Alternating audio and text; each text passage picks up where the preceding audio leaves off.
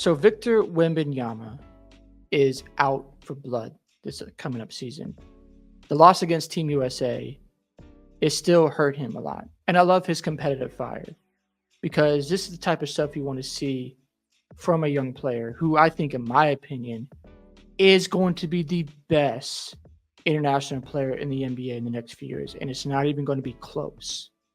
Yes, that means Luka Doncic, Nikola Jokic, Giannis Antetokounmpo. He will be better than all of them.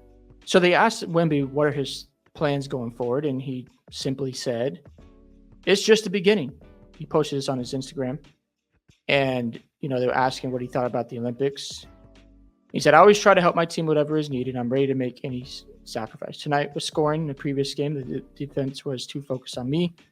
My teammates did a great job, taking their responsibilities. Isaiah, I don't want to butcher these guys' names. They were incredible for the whole elimination phase. This is what we thrive at. I'm learning. I'm worried for the opponents in a couple of years. NBA, FIBA, everywhere.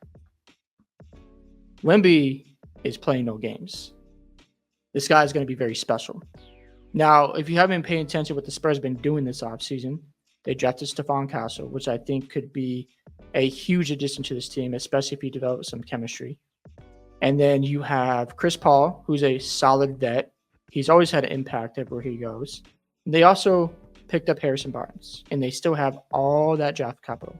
What people don't realize is the Spurs have the Atlanta Hawks pick coming up in the first round. It's unprotected. They just traded away Murray. They also have the Bulls pick. I think it's top 14 protected. Well, guess who's left there? DeRozan, Alex Caruso, and Zach LaVine is probably going to get traded as well. And on top of all that, they have the Hornets pick, which I think is top 14 protected. So the Bulls, I think, is top 10, and the Hornets is top 14.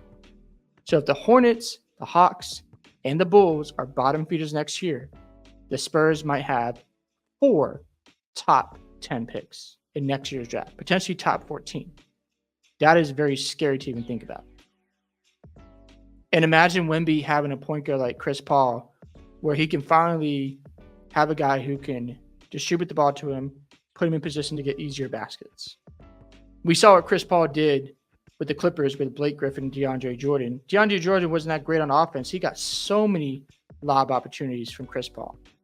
Imagine Chris Paul throwing alley-oops to Victor all day. That is going to be some fun basketball to watch.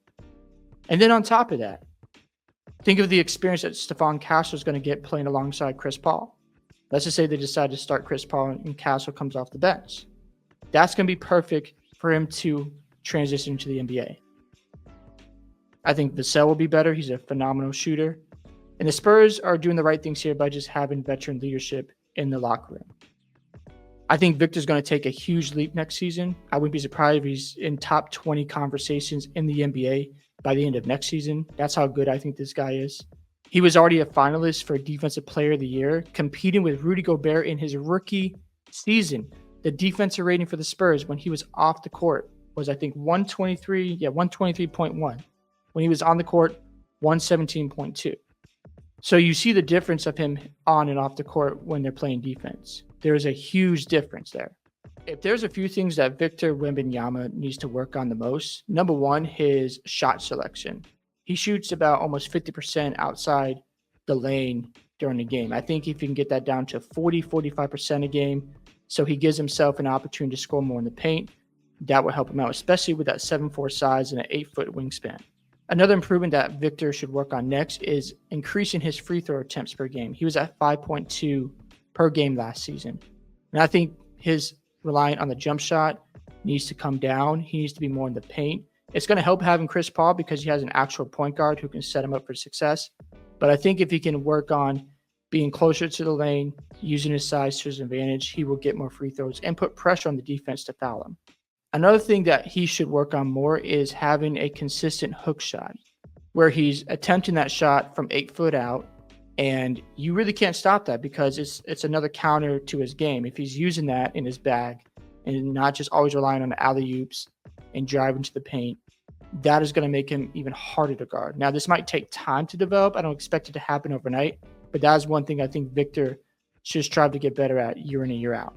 And then for his defense to get better on that end, the pick and roll situations. There were moments where teams would attack him and he would play drop coverage and they would be able to drive right by him or take a shot right over him. I think if he can play more up in the screen where he makes it harder for the opponent to drive on him or shoot over him, that's going to be an important adjustment for Victor as well. Victor Wembanyama is going to be a nightmare to deal with, especially when he hits his prime years. That is going to be scary stuff. And then he'll get another chance to beat Team USA in 2028. And Team USA is going to have a major problem with their front court, in my opinion, because Joel Embiid said he's not coming back. Anthony Davis is going to be owed. And Bam, we'll see if he wants to come back as well. So that's going to be an interesting scenario going on with Team USA. And Victor's going to be motivated to beat them. And if you're an NBA team trying to win the championship, get those rings out the way right now, because I think in the next 4 or 5 years, when Victor is the best player in the NBA, it's going to be very hard to beat the Spurs, especially if you have a franchise that has won 5 championships in the era of Tim Duncan, Tony Parker, Manu Ginobili, even David Robinson. He was in that era as well. They know how to build a winning culture. So when they figure out the right pieces around Wemby, and he's dominating, he has his second star next to him, good luck beating this team. If the San Antonio Spurs land the number 1 draft pick in next year's draft and they pick up Cooper Flag, the league is cooked in 4 or 5 years, because when they both reach their primes, you're looking at a potential dynasty. But even if they don't get Cooper Flag, they're probably going to strike gold on 2 or 3 of those players in the draft. And when they have all that depth and all that talent, they're going to be contenders for many years to come. And when you're looking at Wemby right now, his drive, his hunger, he's just getting started. Hope you guys enjoyed this video today. I'd love to hear your thoughts on what Victor had to say about this upcoming season. Don't forget to like and subscribe to the channel, and I'll see you in the next one.